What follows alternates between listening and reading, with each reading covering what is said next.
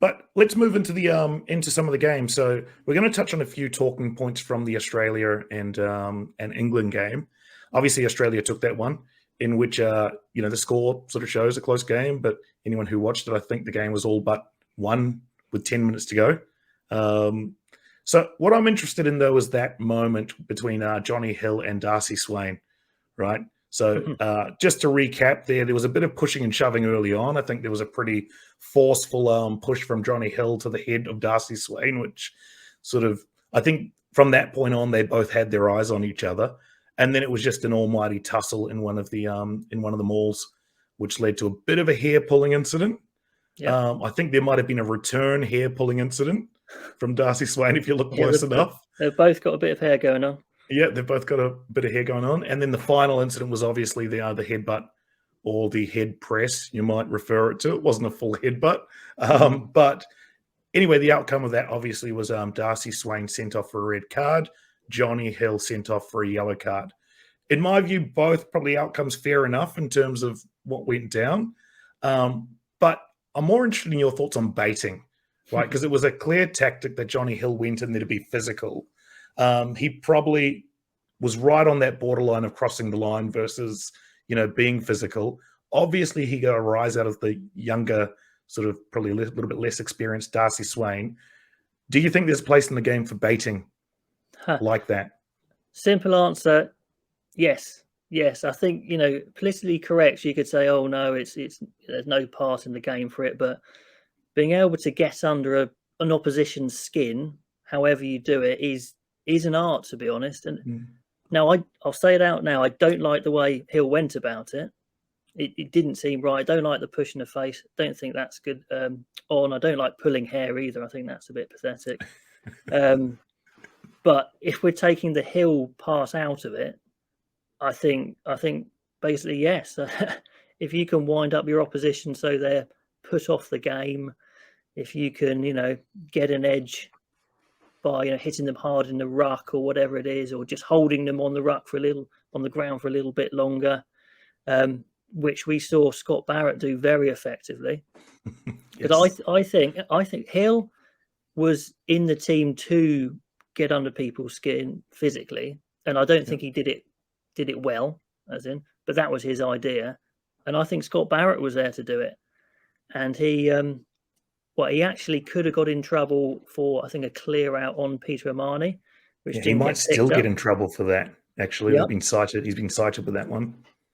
Yeah, so again, this highlights the danger of trying to rile people up, but also he did a very clever clear out on Josh van der Fleer when he was kind of going back. He wasn't really in the ruck, but he kind of grabbed him on his way through, took him to ground, and then held him there for a bit on the play that Smith broke through the middle. Yep. And again, it's the same sort of thing, and players do it all the time. So I'm fine with it, but if you get it wrong, be it on your own head, that's the risk. Yeah, exactly. That's the risky run. Yep. No, I agree. It was interesting because I listened to the Australian commentary on the game, and you had Justin Harrison, who played at the great Brumbies teams in Super Rugby when they were at their peak, played in teams with George Gregg and the Wallabies under Eddie Jones at that time. And he said, merchants right there. Yeah, exactly. He said, I know exactly what he was sent in to do because that was my job. Yep. Right. So it's a bit of a throwback to sort of, I think the way he went about it, just sort of how that incident played out. It's a bit of a throwback to some of those older Wallabies, sort of Eddie Jones coach teams. They had no trouble sledging and trying to get in under the skin of opposition. So to me, I agree with you completely. It's fair play. Right. Yep. But you run the risk, right? You get it wrong absolutely. And you put your team under pressure, then that's on you. For sure. Cool. We both agree on that one. That's a good start to the podcast. Yeah. Well, we'll disagree on something. Don't worry. Yeah, I'm sure we will. Moving on to the next one. So, another key point in the game. So Australia had to deal with a significant amount of pressure, just with personnel availability, people dropping down, red cards, as we mentioned with Darcy Swain. So Quade Cooper, pre-match, obviously succumbed to an injury in the warm-up. So Noah Lolosio had to come in. Tom Banks, suspected broken arm, or maybe that's been confirmed as that was nasty. As a broken arm. Yeah, that was crazy. And then Darcy Swain red card. So, but what it does highlight is some of the resilience, as I mentioned earlier, of the Wallabies. So, are they starting to turn a corner a little bit under Dave Rennie? Do you think that's a sign that, culture and things are moving in the right direction? Well, I guess it depends how you want the Wallabies to play if you're a Wallabies fan, but they've certainly improved as a team. Dave Rennie's got a very clear direction. I remember when England toured Australia last time in 2016 under Checker. Tactically, Australia was so naive. They threw the ball around from side to side on game one. England won through their defence. They did the same in game two. England won again, and they did the same in game three. And they literally had no idea. But now they know what they're doing. Is it Australian enough for an Australian? Well, I don't know. You'll have to ask the Australian fans, but it's effective. Yep. The attack was really simple. And I think, again, when we talk about England's attack, it kind of contrasts a lot. They went very direct, but what they did do is they offloaded. Yep. And they got in behind, and it was simple, but it worked. So, yeah, they've definitely turned a corner. I don't know if it's quite, not complicated enough. It hasn't got quite enough clever parts to it yet, but they've got time. Yep. Just a few results which probably highlight, obviously, that they are building. Now, they had the series against France in Australia last year. Now, we probably have to acknowledge that was a France B team that was sent down under. But they did get the result 2-1 there against the French in that series.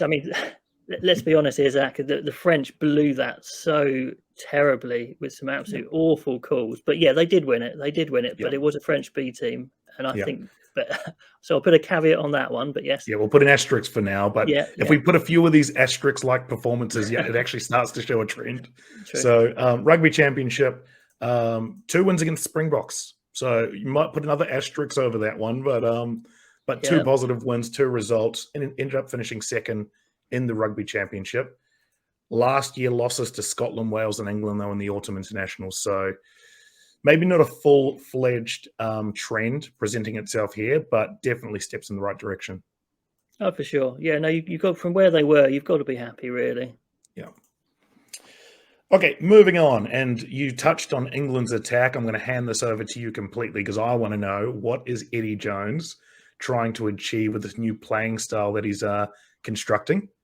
Let's start with that, and then I'll throw some questions out at you based on the outcome of that. Okay, it's a fascinating topic, isn't it? And I've got a video coming out later this week. I'll go into it into more detail, but basically what he's trying to do is he's not reinvent the wheel as such. He's trying to make something different to the wheel. He's trying to make something that hasn't been seen before.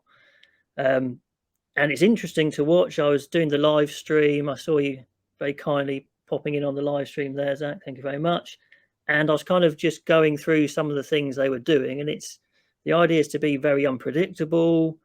They were bringing in both their wingers off their wings into midfield, which is fascinating, popping it in and around the ruck. They were trying to get Stewart free out wide for crossfield kicks. They were, changing it up. So sometimes it's Farrell flat and Smith deep, and sometimes it's Smith attacking a blind. Okay. All sorts of different people passing, rucking. So it looks chaotic, but obviously it's got a design to it. But my point is, what is the point unless you're ticking the boxes of a good attack, which is threatening the gain line, good decoy runners, offloads in behind, continuity, pace, power, stepping. It doesn't matter how complicated and amazing it is on paper. You might as well just attack like Australia did, and go direct with a couple of offloads and some individual brilliance. So, I understand what they're trying to do, but I just think it's a little bit naive in a way to think you can achieve that when you don't really have the individual ability to achieve it. I was going to just ask that question, actually. If it is a style which is built on variation, let's say, complex variation in many different areas, obviously it's fully dependent on the personnel being able to achieve that and having the right skill sets. So do the selections support that style of play, firstly? Well, the simple answer is no. Okay. I mean, just so one thing I didn't mention on the actual style is because it hasn't been done before, we don't even know it works. There's no proof. There's no proof to say this works. So it's very bold. Okay. But I mean, we fielded, and we have done a few times recently, probably the slowest backline in, well, this weekend easily. Mm-hmm. No, it's probably the slowest backline in Tier 1 rugby. And especially when you're pulling behind to Marcus Smith, who wants to create something, if he's got two slowish wingers and a slowish fullback, it's like, what's exactly he's meant to do? Yeah. So I'd much prefer to see it a little bit simplified. I'd prefer Smith or Farrell at 10, attacking the line with some running threat at 12, and then maybe be a little bit clever off that, you know. So I'm not seeing it at the moment, to be honest. Okay. Is it, I mean, you did touch on this, that there's not a lot of time between now and the World Cup to actually get this thing working. So it looks like this is probably, I mean, we know Eddie Jones is sort of a stubborn guy and will, you know, back it to the end. Yep. It's sort of all or nothing, I guess, in terms of it either pays huge returns or it goes down in a flaming mess. Well, I mean, he can get better, of course, and he can change his selections, which will probably help. So I think that's the most obvious thing that's going to happen, is he'll change his selections to try and make it work. Yeah. Or you get a situation like England in 2007 World Cup, where the players get together, probably led by Courtney Laws, who he doesn't give a monkey's, he'll say anything to anyone, and them say, look, Eddie, I don't think we're going to win like this. We need to change. We need to simplify. So one of those two. My suggestion is he will change his selections and field quicker players and hopefully find someone with a bit of power in midfield, and then hopefully it'll improve. Yes, hopefully. I will say 7 minutes of Henry Arundel was enough for me to go and investigate Premiership highlights. And I think you like what you saw, yeah? Player that, yeah, very much so. Yeah. I think I was very impressed just by pure pace, balance. I don't know about his top end speed, but acceleration off the mark, incredible. So it'll be interesting to see if he gets, well, I want to see more minutes, is the simple thing that I'm trying to say here from him. Yeah. I mean, I've had plenty of comments in my videos saying it's so early for him, etc. Don't rush him in. But I think the fact is England need him. They don't have anyone like him. Yeah, they need a spark for sure. Yeah. And there's the easiest example of someone who can provide a spark sitting on your bench. They just proved it in 7 minutes at the end of the game. Well, yeah, and the try he scored, it wasn't like he was worked into space. He was worked into 2-on-1, as in he was one and they were two. And he went through the middle of them, and then he went in and out on Karevi to score. It was like absolutely phenomenal. Yep. It was like watching Artie Severe at 1.25 playback speed. Yeah. For that try. Yeah. Artie Severe at 12, could he? Yeah, he'd be good. Oh, no. Cool. Okay. Anything else you want to touch on the Australia-England match? No, I want to put that one in the back of my mind and pretend it never happened.